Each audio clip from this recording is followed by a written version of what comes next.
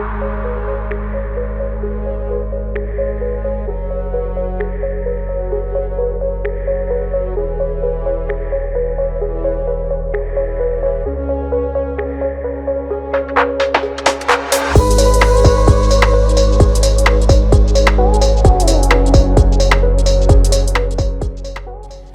good afternoon to all and namaste. I am Dr. Kavita Chaudhary from Sanofi. It's my absolute pleasure to be here today to moderate the panel for better public health care with government and corporate partnerships. Did you know that more than 60% of India's population lacks access to basic healthcare services? Are you all aware of that? And that statistic will form the basis for our conversation today. But before I begin, I would like to ask you all a question. Would you be able to tell me, let's start with this poll.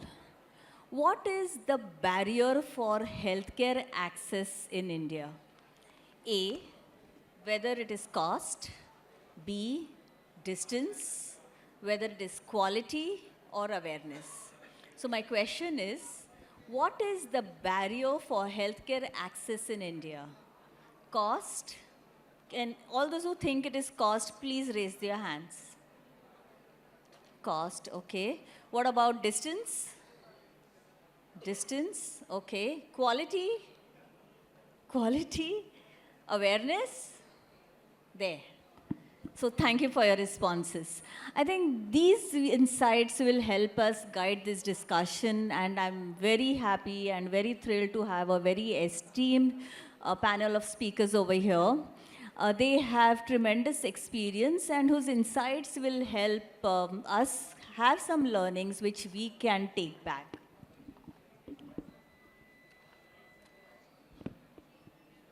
The voice is echoing, so it's very difficult to talk. Okay. Can you just manage that? It's echoing a bit.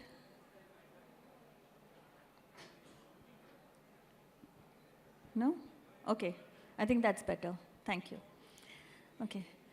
So we are privileged to have with us over here Ms. Shanu Saxena. Shanu heads CSR for GSK, that is GlaxoSmithKline, Asia Private Limited, Helion, India. She specializes in ESG goals. She heads the women leadership and governance, including ethics, compliance, and risk management. Welcome, Shanu. We also have with here Mr. Sandeep Kapoor, CEO of Hans Foundation. He has been at the forefront of health, education, disability, and livelihood initiatives at Hans Foundation. His strategic vision and leadership have significantly enhanced the organization's impact, focusing on sustainable solutions. Welcome, Sandeep. And a warm welcome to you, Ashwini. We have with us Ms. Ashwini Umen, who leads the omnichannel strategy for Wipro GE South Asia. WG is the largest technology partner for radiology PPPs in the country, with over 200 plus hospitals under the partnership and more than 30 service providers across 22 states. They are offering scans which are at approximately 50% of the market rate for the people of India. So that's fantastic. Due to family emergencies, Dr. Binita Verdia, head CSR and Zydus Life Sciences, could not be present over here today. However, she has shared insights on a very critical question about PPPs. We all are doing PPPs. Since yesterday, we are listening about PPPs. In fact, the panel before us spoke about government and corporate and NGO partnerships. So a very critical question on what are the key benefits of public-private partnerships in healthcare. We are focused on healthcare. And she has sent her insights. Zydus Medical College and Hospital, ZMCH, is one of such CSR sustainable projects in India, established under a PPP in the aspirational district Dahod of Gujarat. It also serves the neighboring districts of Madhya Pradesh and Rajasthan. With 1,034 beds, it has state-of-the-art facility and the best services quality offering to the people around. The free medical treatment, they are providing it to, a radius of 200 kilometers. So people from across are coming to the center.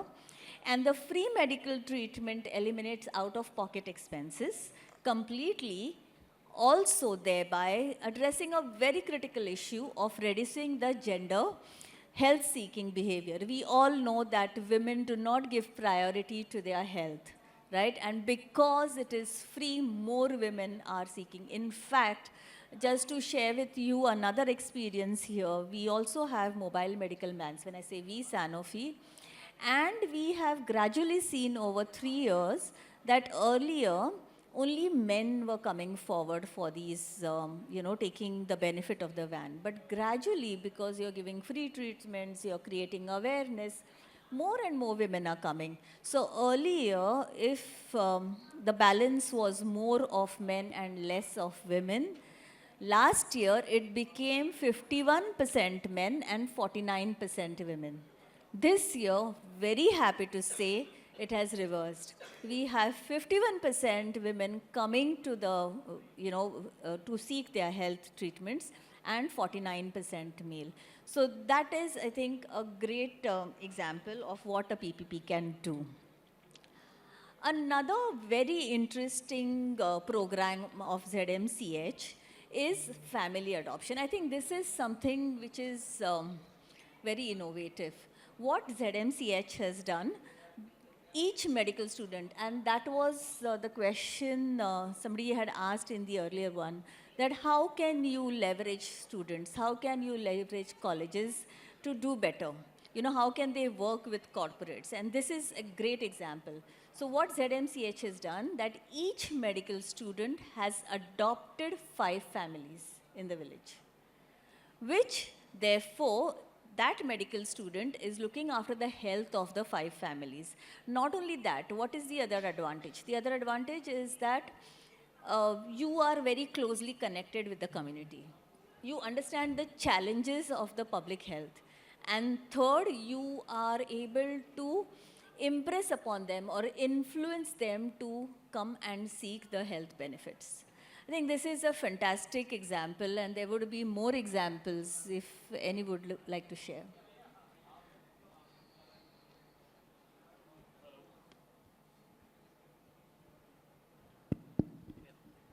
Namaskar to everyone present here and to my fellow panelists. Just one point before I give some examples of the partnership. The look at the journey till 2020, the organization I represent, the Hans Foundation, was a grant-giving organization. So it was merrily sitting and 45 odd partners across the length and breadth. You get a proposal, you think it makes sense, go ahead and fund it. Very little questions asked. Of course, you go visit and you see the principal top of the line things. If the things are okay, are the UCs coming in, or no misappropriation of funds, etc. Everything changed in September 2020, and it coincided also with COVID coming. And then this question came, okay, so we have the funds, no longer can you sub-grant, you have to implement yourself, you want to expand, but how do you do it, right? A very basic question of reworking the entire strategy, and the only question which I'm, Kavita, I'm re-emphasizing what you said, is the only way forward being then a partnership. And partnership also not in isolation, because remember the 2 COVID waves, and I in fact joined in between the 2 COVID waves, that's 3.5 years back now. No less a thing than the state governments, because there were no private, stakeholders that time. Of course, they were providing concentrators and stuff like that, but they were more of vendors more than any serious players who were looking at supporting the system. So then the journey started, and we realized the only way out is by having a partnership at each level.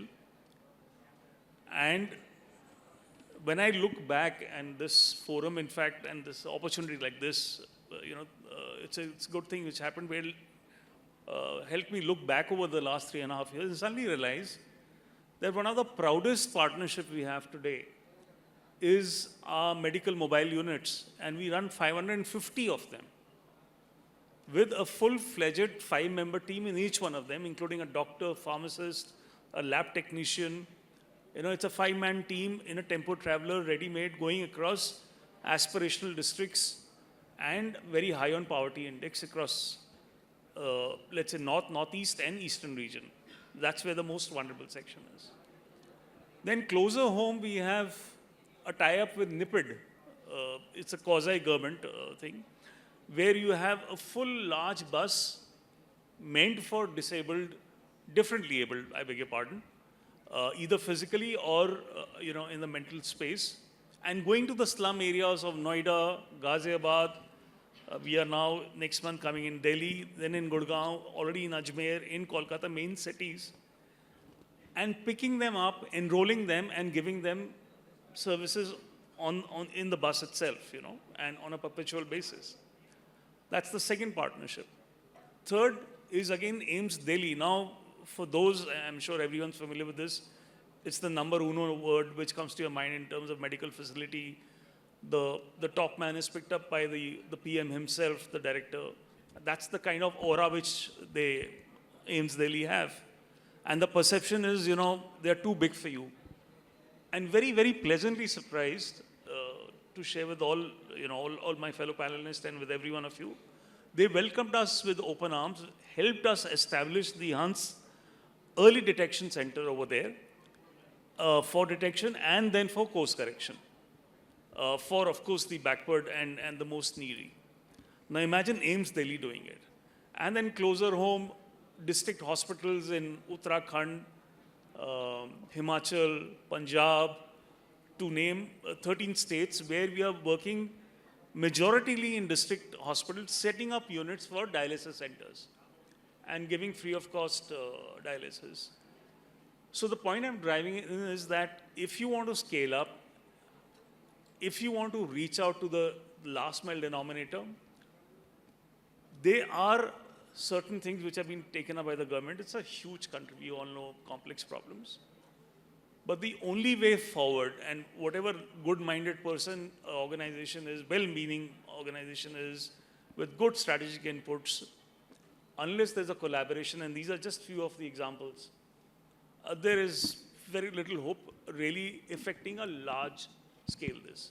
So very happy at end of 3.5 years to say we've touched independent 3.5 crore people in the most needy area in the health category through our partnerships. Yes, That's huge. Yeah. So I'll Thank you. kind of add to that. Partnership has a big advantage in terms of allowing you to test. Like Sandeep mentioned, 500 plus vans wouldn't have happened overnight. So you try, test, you learn from those partnerships, and then you can very easily scale them up. So we've also started something like this, primary healthcare vans is something that's been in existence for quite some time. But now we've started oral healthcare vans, and the vans that we've actually set up have a dental chair and provide primary dental health check in the van itself. And another important piece is we've taken the dental clinic to the homes in the villages, right? Because it's the most neglected area. People tend to eat softer food and let it pass.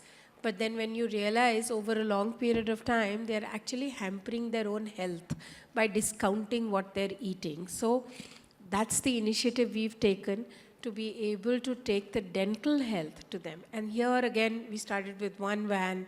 That partnership has grown. Today we can talk about, almost 6 vans, and we're, it's expensive to set up the dental healthcare van with all the equipment in it. But again, partnership helps you test, see if people are going to come in, can you persuade them to take that, make sure that you engage with them. And then we've also engaged with a lot of government bodies, the ASHA workers, the Anganwadi workers, who can bring in, mobilize people to think about oral healthcare. Otherwise, it's the most neglected, kaam to chal raha hai na. You can eat softer food and you can get away, right? So in that spirit, how we've made them aware, and then, kind of brought them to take care of their dental health. So partnerships very, very important from that perspective. Yeah. Thank you, Shanu. Sandeep, I come back to you. You said you have done a lot of partnerships, and I understand there is in Guwahati, there is in Nagaland, a lot of them in remote areas. And surely these come with a lot of challenges. So, what are your challenges in government corporate partnerships, and how would you mitigate those? And in the same breath, if you can tell us what are the enablers? So on a lighter note first, Kavita, on an absolute lighter note, because as a respect to everyone sitting here, everyone's over here, including us, are fighting hunger right now and sitting here. So so on a lighter note, the biggest challenge was managing tempers, including my team, because there was a certain culture which they were used to, giving grants, etc. Managing tempers at the district and the DM and the local machinery level, and managing tempers at state government level.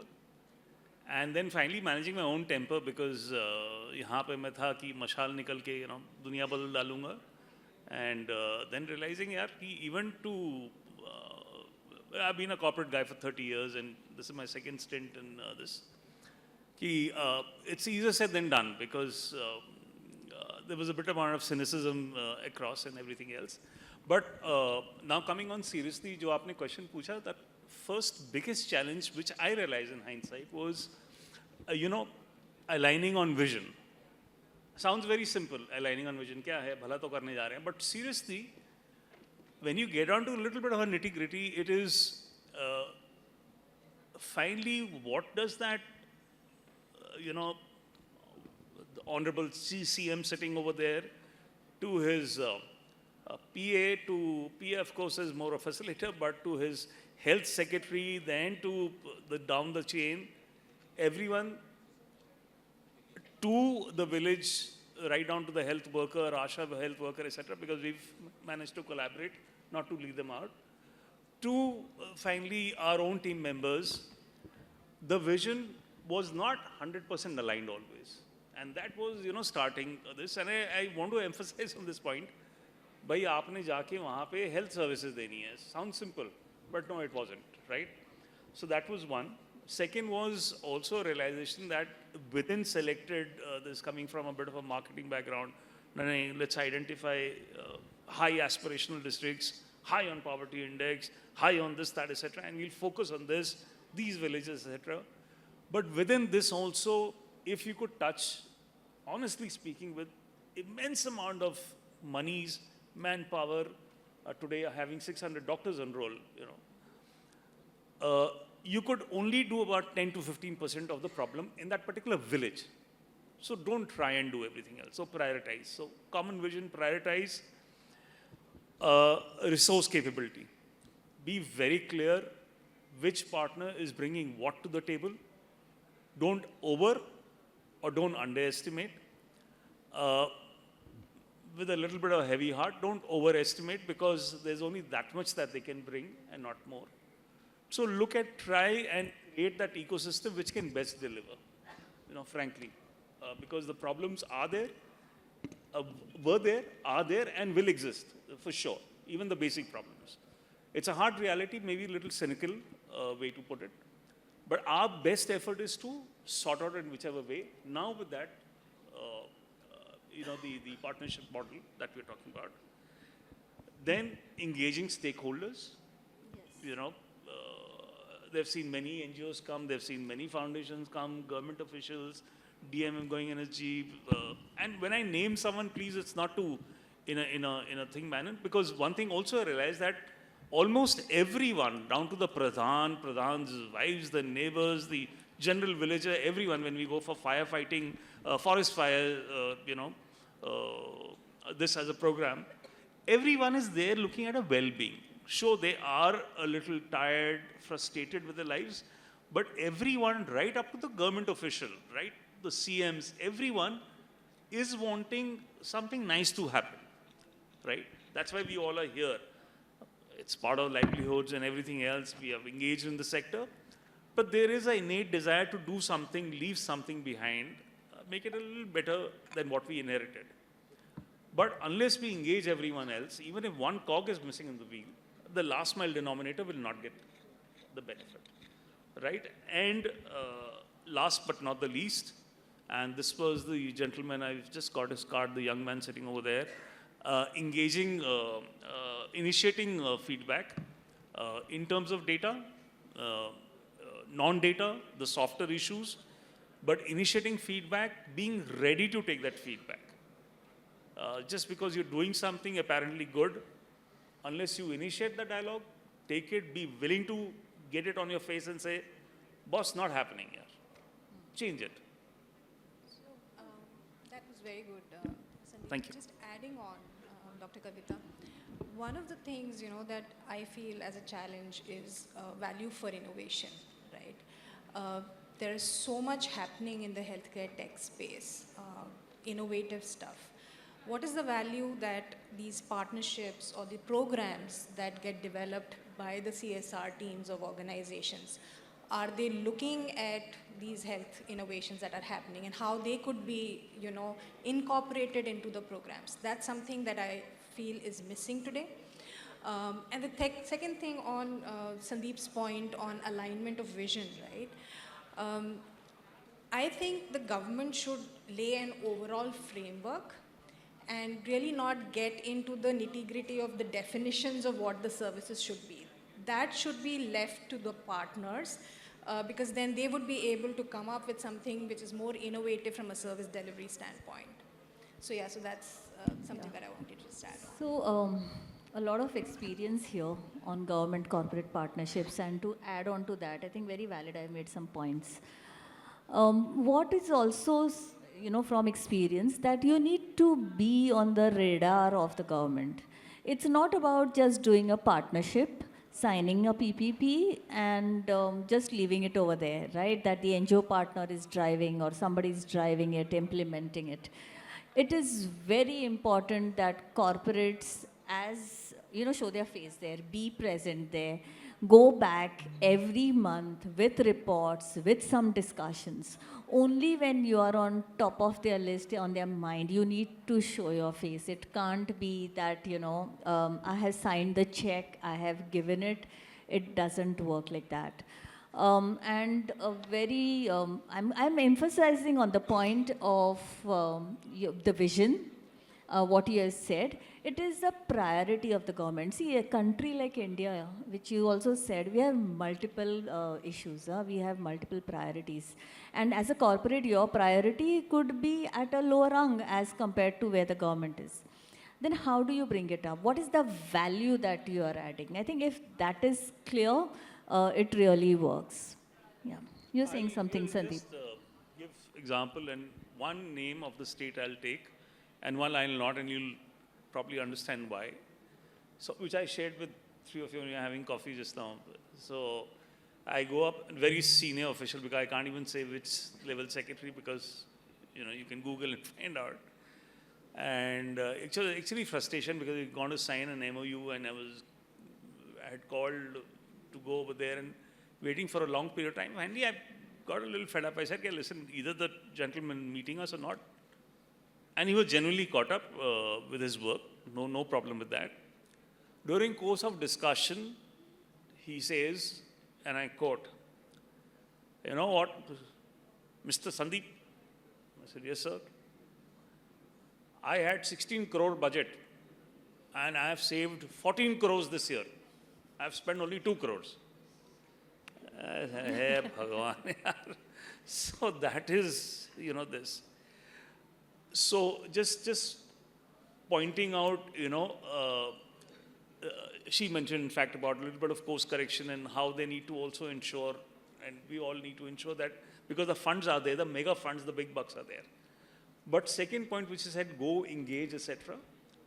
Now I'll name the state union territory, Goa. They were here, I'm forgetting,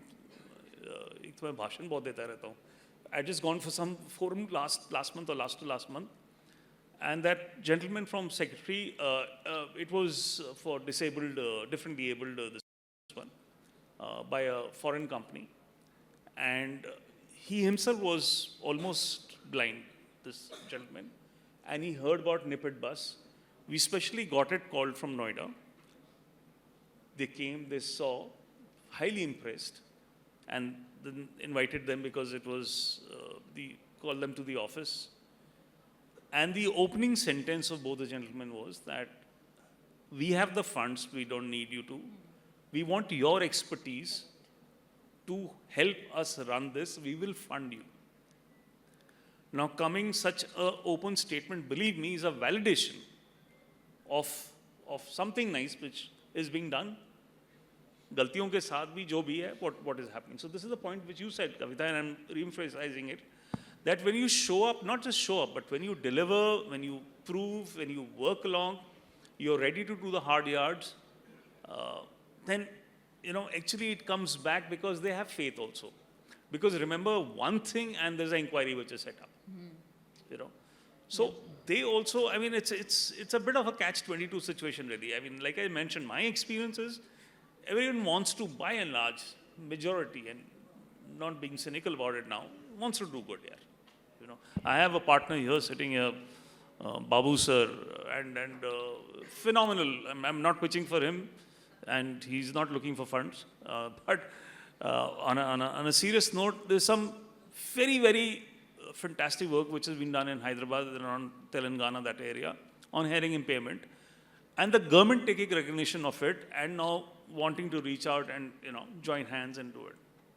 So if we land up, sort out, address that issue again in partnership terms, prove a point to them, it starts speaking also. This is the only point I was just adding up. Thank you. And I think there are a lot of it we can talk about, but I really want to tell you one more, because it will be very crucial, when you want to execute such partnerships. You need to start, when you go for a government collaboration, corporate collaboration,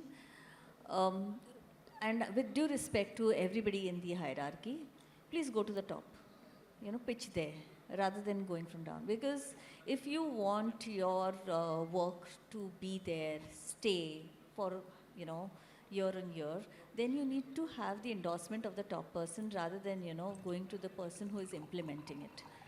So that's a big learning from me, from my experience. Thank you for those insights. Ashwini, with Wipro GE, a technology company, and you've done a lot of work in rural. So how do you drive? When I say how do you, means how do you, how does technology drive last mile delivery? How do you ensure quality?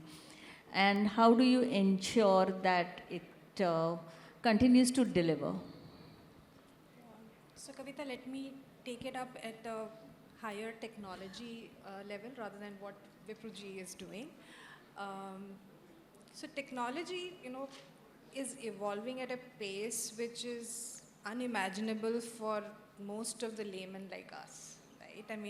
People who follow technology would have witnessed the launch of the new generation humanoids by Elon Musk and Tesla, right? The Optimus, which can practically do most of the human tasks. What they are claiming is they will be, the humanoid can even do babysitting. So the future, if I look at healthcare and health tech, possibly a few years down the line, you would have specialized nursing skills being deployed by these humanoids, right? So the future of health tech and healthcare from that perspective is phenomenal.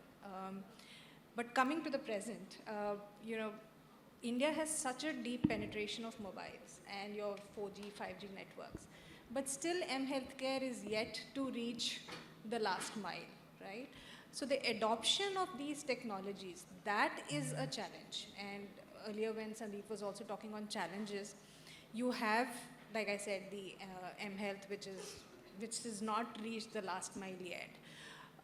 You have telemedicine, you have e-ICU. So there is definitely not a dearth of technology, but it's more of adoption and the value that you give for innovation in that space, right? Everybody knows about AI and the scope of AI. Today, AI is massively being used in radiology interpretations. It's being used to diagnose early stage cancers. You have 3D printing, which has started now, right? There's a project, a kidney project that is going at a global level where they're trying to create a kidney through 3D printing, right? So that, what would that do in the future? It's going to take off your long waiting list for organ, yes, kidney 3D.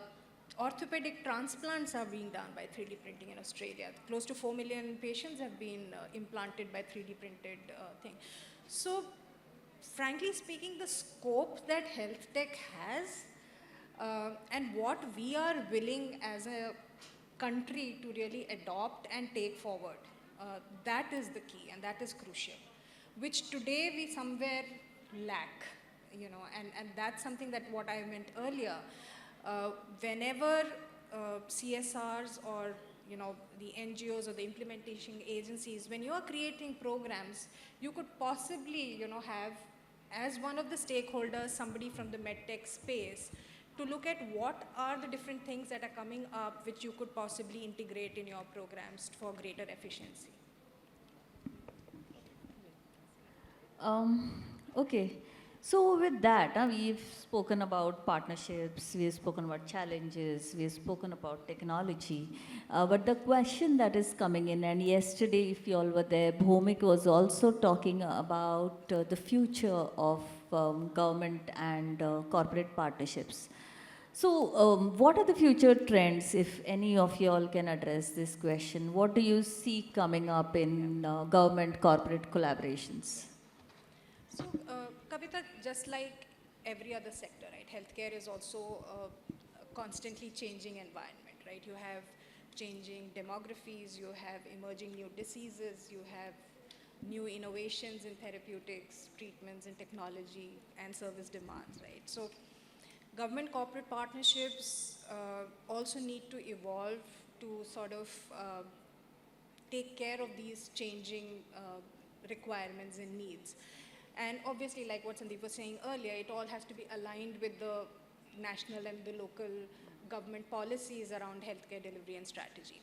Now, if you look at healthcare delivery, it's a continuum of services, right? On the one hand, you have prevention, wellness, then you move into in-treatment, diagnostics, specialized care, and then on the other end of the spectrum, you have your home health and end-of-life care, right? So that's the entire continuum of care that you have in healthcare.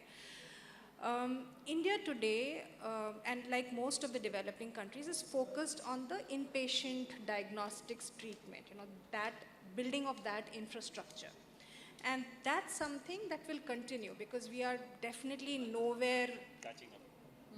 Nowhere near saying that we have a robust primary healthcare structure or system in place. So that investment in infrastructure development, to my mind, as a trend that will continue for the next some more years. Possibly the shift that could happen is the states which have already matured to a certain stage in their primary healthcare infrastructure could look at different other services in the continuum. So if I just take an example, say for example a small state like Kerala, it's pretty good where its primary healthcare infrastructure is concerned. Now they could be more interested in looking at partnerships in the end-of-life care because they have an aging population and burden there. So the partnership models could change or evolve to that, right? There could be states which could focus more on the wellness and prevention angle. So it all depends on where the local government policies get aligned to depending on the state's needs. That is one aspect. The second aspect is just like the infrastructure needs, there could be possibilities, and this is happening in pockets, where you outsource or you know, bring in a private partner for an entire clinical division, right? Say, for example, some specialized surgical care or EICUs for that matter, like I just said. That's going to have a tremendous impact on the quality of care that you are providing. So that's the two sort of trends that one could see happening in the future. Can I just add one point to that? You were going to say something? Lovely point again, like all of them are making. One thing which I've realized, it's been a learning since we support, very loosely put, but mental health, wellness, which is called, it is, it's really a neglected sector. As is end of life, which is at the palliative cares, the cancer palliative in specific I was talking about. We support two organizations, therefore I know about, where their motto is die with dignity, you know. So that's just one thing of now getting a little more future ready, and mental health, because kind of people, the kind of penetration this is taking place, today it's probably a little fashionable to just talk about it, and you have film stars coming up with this, which is good, it's being tabled, but the way it's penetrated interiors, it's not funny, it's alarming to say the least. And second is, just to share a bit of stats with everyone over here, still about 70% of deliveries, 75% of deliveries happen in government hospitals. And yet hearing impairment, if it's a serious issue, is not being made compulsory as yet. And cochlear surgery can be done, I'm just putting 3 statements over here, up to maximum 4 years, if you really stretch it 5 years. So imagine in a population which is already bursting at 140, 142 CR, 5 lakh children minimum reported are born every year with a hearing problem. 70% of which could be corrected if only it was detected early with a normal hearing aid or a battery a little bit. But it's not compulsory, and by the time you really make out and you figure out that something's wrong, you're already running pillar to post. And imagine if that lady or the parents come from a real backward this, which happens, that child is gone from a year 5, is gone for life. It's a liability to the society and to the parents and to himself. So that question back again is that prevention part of it. Building for futures and primary need is a reality. We need to do. But that we need to keep an eye on. Just want to kind of dissemination of information can be really be there with the mHealth, right?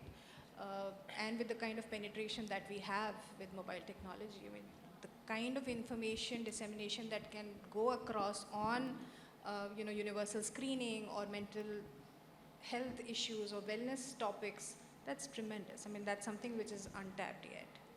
A very important point Sandeep made, it's about hearing, not something that's very visible and tangible initially. But if you look at cleft, which is, disfiguration of your lip or the palate, there are children that are born with that, and till today, in the modern era, it's still considered to be such a huge taboo. And to create awareness around that, we have the national level helpline which works on communicating that this is no taboo, you've not done any sin in the past, it's not like, during an eclipse you ate something and this has happened, but just a problem that has happened and it can be corrected. And the earlier it is corrected, the better it is, because just the cleft surgery is not facial looks. It actually, disables people from feeding. Mother cannot breastfeed the child because the suction doesn't kind of build up. So it is so traumatic for a new mother to have a child with a cleft and not be able to feed the child. It is just unbelievable what the mother will go through. So what we've done is we've created a helpline which is available nationwide, services many regional languages, and that's where we've used technology and partnership with our, Smile Train as a partner to be able to communicate that this is not something that you have to live with or you have to hide the child. Just disseminate the information to the point that Sandeep made that, 5 years later when the child cannot be fixed with hearing, you've left that ailment for the child. But here, the child is only under tremendous pressure for confidence, for feeding, for looks around. And it's really sad if you hear those stories, because people, for lack of awareness, actually don't get it treated or don't know where to go for treatment. And so that whole opportunity we saw, and we just said communicate, create awareness that, you know, there is help available, it can be treated. And I don't want to kind of take it away from anybody, but if it is born in a affluent family, the treatment happens before the child even leaves the hospital. The mother leaves the hospital. But in a poor child, there's so much taboo that the child is not even brought out in the open. So we've just created that whole infrastructure with the helpline to be able to make sure that parents are aware of the help. And it doesn't stop with just surgeries. It goes up to speech therapy, nutrition, ensuring, making sure that, you know, children are able to come up to the forefront. I was at a play with on the World Smile Day, and 13, 14 children actually came up and, you know, displayed their confidence by performing on stage. Humongously gratifying from that perspective. So again, that's a partnership that's worked for us, awareness that has worked for us, and Smile Train has done a beautiful job in terms of keeping that awareness. We support that toll-free helpline, which is communicated. So again, awareness can help treat children faster and much, much quicker to be able to give them a better life. Thank you, Shanu. I see 5 minutes on the board. Just one last question and we'll come back to the audience. And very quickly, Shanu or anybody over here would like to say initiatives are there. Now you can't, as a corporate, keep on doing it forever, right? Where is it that you stop?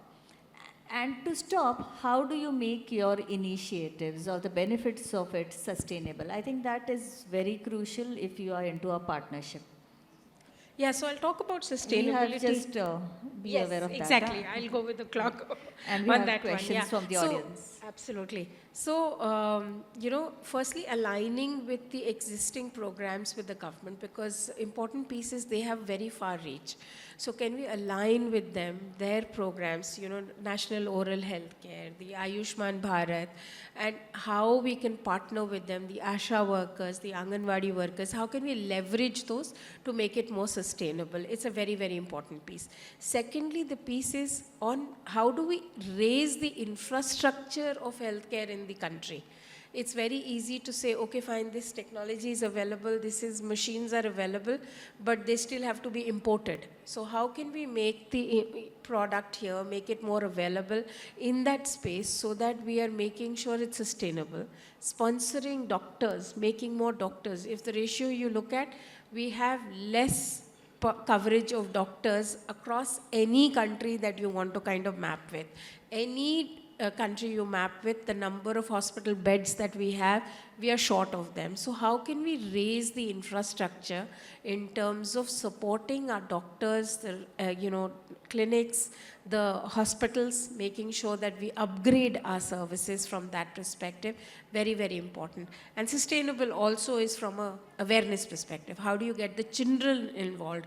The earlier session was talking about adolescents, right? How do you get the right communication, the right habit when they become adults, and when they become parents, then they follow the healthcare habits along with them. So those very, very important pieces in terms of making it sustainable. Just quickly on Shanu's point on, you know, developing the overall health infrastructure in the country. That's something that we are looking at too. You know, we're looking at the not-for-profit charitable hospitals. You know, that segment. Now there was a report by Niti Aayog a couple of years back where they said that, you know, these hospitals are doing some genuine good work in the society. But most of the time they are dependent on philanthropy donations, and so they are not able to really upgrade you know, their infrastructure. They don't have, they have pretty good clinicians, they have a good nursing staff, but what they lack is upgradation in infrastructure. So if we are able to strengthen this pillar of you know, the healthcare system, your public sector infrastructure would be less burdened, because there's a lot of trust in the communities for these kind of hospitals run by faith groups or certain communities, right, the charitable not-for-profit hospitals. So that is one segment that we are really looking at right now, on how do we strengthen the infrastructure needs there. Two points really from my side. One is like during a wartime military, you have to enroll in the army, right? So a doctor does not, and even someone who's experienced does not get his degree or does not get renewed till you do compulsory in the last mile denominator area a certain amount of service, period. Simply that. Second is at the time of marriages and all the contact points where deliveries can happen, doctors or whichever areas, if there is, and I mean more for affluent people, if there is a mechanism made which says, ki, look, you are embarking on this future, but adopt a child. Adopt, and I mean, you can, if that's your wish to, as a kid, but otherwise, adoption, I mean more in terms of adopting and seeing the welfare of the child through. You can do 2, 3, 4 and build a mechanism which is there, because unless that thing comes, given our population, given this, you have very fewer affluent families or people for a larger number of people with a problem issue. So people have to come forth, they have to be coaxed and not just rely upon goodwill. Yes, we'll do it. Thank you. Before we conclude, we'll take some 2 questions. So many hands up, but I'll go first to the gentleman over there.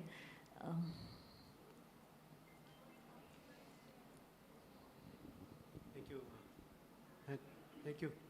I'm Dr. O.P. Kansal. I'm a medical doctor, and currently I'm working in American Cancer Society as a partnership lead, working on the HPV vaccine awareness across India. In addition, I'm a World Bank consultant as well. Given my experience I was in a corporate sector like you, in heading a CSR of corporate company also. One challenge that I know is that there are not many good proposals which will have an impact also into this. Because see, when I'm on this, people like you, let's say I'm on this side of the table, and there are many proposals coming up.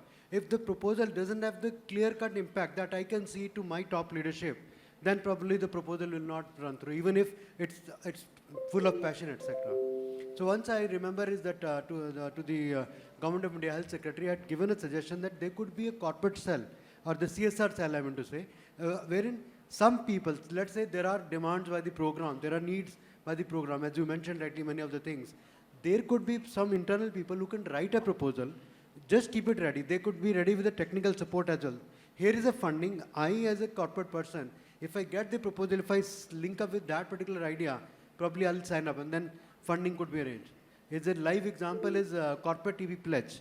I don't know whether you have heard of that. We have been a beneficiary of that very strongly. They are mobilizing corporates from across India, non-health sector like Apollo Tyres and many others also, that you have the fund, please come over. For TB, we have the technical expertise. We'll pass on the technical expertise. You let us know the geography, and we will try to see how we collaborate and then make the impact. Thank you so much. Thank you. So it was a very long question and a comment, but I will just answer that very quickly, because we really don't have the time. Very valid. And the best thing over here is to do not only take the proposal, but for a corporate, it is not philanthropy, it is not charity, it is not checkbook philosophy.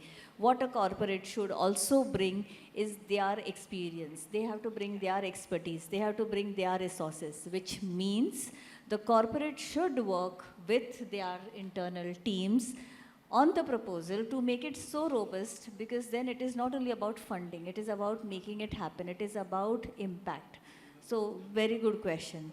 I just want to kind of build on to that that, point, you know. had it not been the expertise of the corporates or the partnerships that are needed, it was very simple to add a tax to the profits of the organizations and collect the funds. Yes. So if it was fund collection, the government had a very easy route to say 2% on your profits is a tax which goes into the CSR fund, and the corporate can go. That's a mandatory, you have to pay. But that's not what the government wanted to do. They wanted that expertise and the partnership to come through and hence that tax has not been applied, but the mandatory 2% spend with the specialization, with the monitoring, with the support is what is expected of people. Absolutely. So it's So absolutely something that's accountability kind is of, what you're yeah, saying. it's a shared accountability. You just to cite this in 1 second, it's over. We launched PMS, or rather, I launched PMS as a part, and everyone was surprised, And there's a written down thing where it's defined in the beginning of year, program people, finance people, X, Y, Z. What are you going to deliver through the year? And there's a very famous line which I've adopted and I share with whoever. Anyone familiar with PMS as a policy? Right, the lady over here. So what does KRA stand for? No, so I've kept it as क्यों रखें आपको? So what do you deliver in terms of the beneficiary? How are you making his or her life better? How are you decreasing a cost for finance people to give more back to the more beneficiaries? So that's it. Compared to other sectors, it's, the outcome calculation for healthcare is pretty straightforward that way. You can, even look at the clinical aspects of things and really show the impact. I was just hearing the earlier speech in the morning from the tourism secretary, right? It's difficult to measure the impact in those scenarios, but in healthcare, it's pretty straightforward from that perspective. One more question. Hi, I'm here. It's a wonderful session, Kavita, Shano, Sandeep, and Ashwini. So I head the CSR, a pharmaceutical company by name, headed a group of companies, accompanied by headed a group of companies from Hyderabad. Okay, I'm accompanied by Dr. Madhavi. You are aware of Natu Natu Natu Dance? Oscar winner, aunt of Mr. Ramcharan and sister of Mr. Chiranjeevi, Mr. Pawan Kalyan. She is here. She runs these, I cannot refrain introducing her because, they have been doing, why I actually brought this idea. I'm also surprised to know the numbers, 5 lakhs cochlear, 70% is a success rate, and someone is talking about Cleft Smile Train Foundation because, one celebrity taking this particular, message to masses will significantly bring a lot of change. Just, I wanted to ask a question about the challenges between partnership with the challenges faced around government. Now, I'm not much interested in that particular question because you have already answered. I just wanted to introduce Dr. Madhavi and, we will all catch up. Thank you. Pleasure meeting you, Dr. I would love Madhavi. to share our this. Yes, But we can take it later. One more question. I'm really sorry, but we have a time crunch. Yes, just one more because we want to do gender balance. We never thought we would hit such heights that people asking us questions. Can you please some focus on better public health care through government and corporate partnership for leprosy?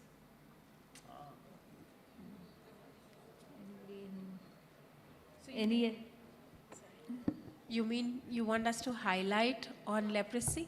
So, I'll be very honest, we are in the oral healthcare space. That's an area that we don't I can cover, take it up. but you can take it. Yeah? So, what I'm going to say is not self-propagating and stuff like that, but what we've decided to do as a part of the strategy is look at twofold. One is going to the aspirational districts and pick up 20 swasth cities, as it were. Because also realization that Hyderabad being one of them, Delhi, NCR, where we run for the handicapped or otherwise mental patients. Because there's a lot of floating population which comes in which need attention, and they are much worse off if neglected than the ones back in the villages. And your specialized hospitals are here. So now to answer your question, within the same, we've just adopted one in Pune called Majha Ghar, with THF, which are home for destitutes and which is now getting into breaking out a home for adoption, abandoned girls, and for destitute, which are 80% totally mentally stroke leprosy patients because they are abandoned by the families. So that's the only periphery which we are getting on as far as on a personal capacity is concerned. And we aim to establish that across all the cities because for some reason, they are not abandoned back in the village. They're probably ill-treated, very sad to say that, but not abandoned. Abandonment happens in the cities, you know. Yeah, sure. I mean, it's abandoned. You know, they are in the circumference of a known environment. Let me just put it this way. I agree with you.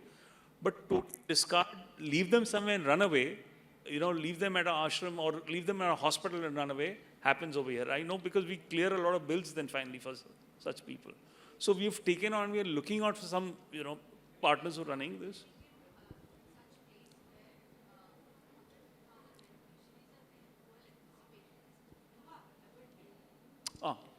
So we are, yeah, so what we've started doing, exactly the same, Majaghar is one we spoke about. Bangalore, I met about 6 of them, started by prominent citizens. If it's reached a certain scale and they don't mind it, we take it out. So they are through with their funding. We run it on a THF banner. But currently, to make out this experiment and seeing it flourish, we're doing it only in the cities. And Sandeep, we're if going I step can by just step, take a yeah. break over here. Thank you for that question. Your question is very important, especially given that India is a country where we have multiple challenges. We have so many healthcare challenges, and the government has priorities. The focus is there. I won't say focus, they are in the line, but the focus is on a few. And therefore, corporates can come forward and do these partnerships with government to see even how these areas can be looked after. To sum it up, this is the future. Corporate and government partnerships are the future. How we can do it is A, focus, align to the priorities of the government, look at the vision. And I'm just quoting from what the panelists over here have said. Identify those key areas, mark out the responsibilities. What is it that the government is going to do? What is it that the corporates are going to do? I think that has to be extremely sharp and clear. Third, engaging with the stakeholders. It's very important. Engagement in terms of not only signing the PPP and just going out once, but being there, rolling your sleeves and going on the ground and acting over there. And fourth, technology. I think we are talking a lot about technology and we just need to leverage it. These are jargons, leverage, but they are very powerful. And that is going to be the mantra of the future. And with that, I thank the audience and I thank the panelists over here. Thank you very much.